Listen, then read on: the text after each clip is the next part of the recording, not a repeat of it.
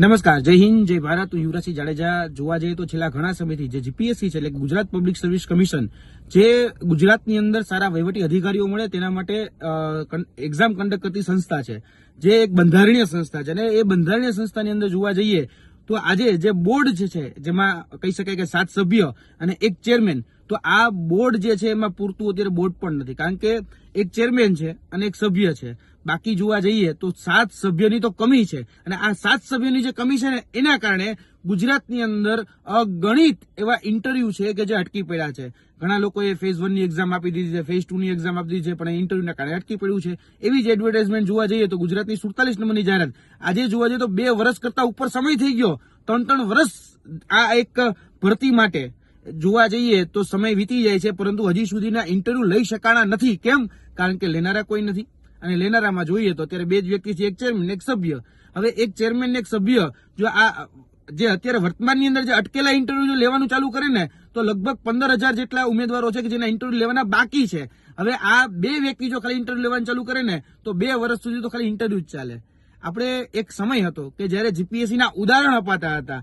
એક સમય હતો કે જીપીએસસીના જે આખું મોડલ છે એ બીજા રાજ્યોની અંદર એડોપ્ટ કરવામાં આવતું હતું કે ભાઈ જીપીએસસી જેવું મોડલ આપણે બનાવીએ. અત્યારે જોવા જઈએ તો ક્યાંક ને ક્યાંક જે આખું જે વહીવટી તંત્ર છે જેની અંદરથી સારા અધિકારીઓ આપણે લેવાના છે, સારા અધિકારીઓ વહીવટમાં આવે, તો એવી ઘણી બધી પોસ્ટ એ જીપીએસસીના માધ્યમથી આવતી હોય છે. અને ખાસ કરીને હમણાં જીપીએસસીની જે ભરતી હતી એમાં 47 નંબરની જે જાહેરાત હજી સુધીના ઇન્ટરવ્યુ નથી થવા. એ જ રીતે મેડિકલની જે પરીક્ષા કહી શકાય મેડિકલ ઓફિસર માટેના જેના માટે રિક્રુટમેન્ટ બહાર પડી હતી, હજી સુધી આજ દિન સુધી એના ઇન્ટરવ્યુ હજી પૂરા નથી. આપણે બહુ સ્વાસ્થ્યની બહુ મોટી વાતો કરીએ છીએ, જ્યાં પણ મેડિકલ ઓફિસર જ નહીં હોય તો સ્વાસ્થ્ય કઈ રીતે જળવાશે?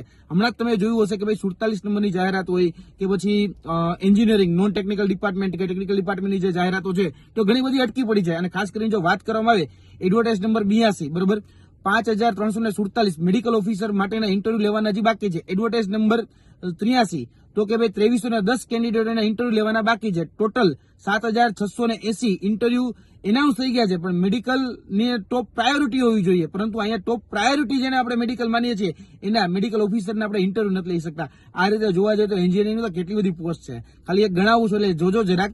એડવર્ટાઇઝ નંબર 36 એના 245 કેન્ડિડેટના ઇન્ટરવ્યુ બાકી છે. એડવર્ટાઇઝ નંબર 55 એના 448 કેન્ડિડેટ જેના ઇન્ટરવ્યુ બાકી છે. એડવર્ટાઇઝ નંબર 56 એના 156 એવા કેન્ડિડેટ છે કે જેના ઇન્ટરવ્યુ બાકી છે. એડવર્ટાઇઝ નંબર 73 1103 ઉમેદવારોના ઇન્ટરવ્યુ બાકી છે.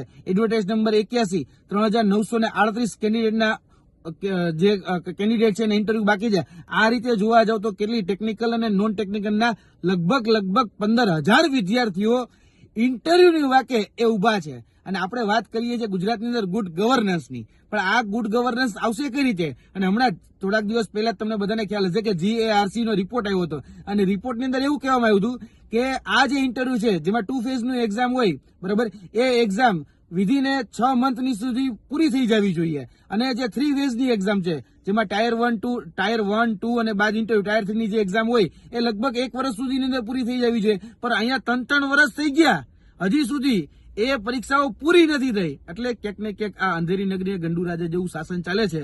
ખરેખર જો આપણે સારું વહીવટ ચલાવે, ગુડ ગવર્નન્સની વાત કરતા હોઈએ તો પહેલા તો આ જે વહીવટી પ્રક્રિયા જે છે જેની એક્ઝામ કન્ડક્ટ કરતી જે સંસ્થા છે જે બંધારણીય બોડી છે, કારણ કે જીપીએસસી છે બંધારણીય બોડી છે, અને જો જીપીએસસી બંધારણીય બોડીની જ આવી હાલત હોય તો બીજા જે રિક્રુટમેન્ટ જે બોડી છે એની તો શું હાલત હશે? એટલે ખાસ કરીને આ માધ્યમથી મારી અપીલ છે કે તાત્કાલિક ધોરણે આ જે સભ્ય બોર્ડ છે એ સભ્યો જીપીએસસી ને આપવામાં આવે, જેથી કરીને જે ઇન્ટરવ્યુની રાહ જોઈને બેઠા જે વિદ્યાર્થીઓ છે એ ઇન્ટરવ્યુ આપી અને પોતાની મનપસંદ જગ્યાઓમાં જઈ શકે, અથવા તો કદાચ એને જે બીજા ફ્યુચરના જે પ્લાનિંગ હોય પ્લાનિંગ કરી શકે. પરંતુ અહીંયા 2-3 વર્ષથી આ બધી જ ભરતીઓ જે છે એ ક્યાંક ને ક્યાંક અટકી પડી છે. એટલે આ માધ્યમથી ગુજરાત સરકારને વિનંતી કરી છે કે તાત્કાલિક ધોરણે જીપીએસસી નું બોર્ડ જે છે એ પૂરું કરવામાં આવે. જે 7+1 કહી શકાય કે 1 નું બોર્ડ છે તો અત્યારે ચેરમેન અને એક જ સભ્ય છે, એટલે 2 જ વ્યક્તિઓ છે, અને 2 વ્યક્તિઓ જો અત્યારે કદાચ ઇન્ટરવ્યુ લેવાનું ચાલુ કરે અને એક બોર્ડ રોજના 15 ઇન્ટરવ્યુ લે તો 2 બોર્ડ કદાચ 30 ઇન્ટરવ્યુ લે તો જોવા જઈએ ને તો આ ઇન્ટરવ્યુ પૂરા કરતા 2 વર્ષ વહી જશે ખાલી ઇન્ટરવ્યુમાં. બીજી વહીવટી પ્રક્રિયા તો ત્યાંની ત્યાં જ રહી જશે. એટલે તાત્કાલિક ધોરણે મારી વિનંતી છે કે આ બોર્ડ એ પૂરું કરવામાં આવે.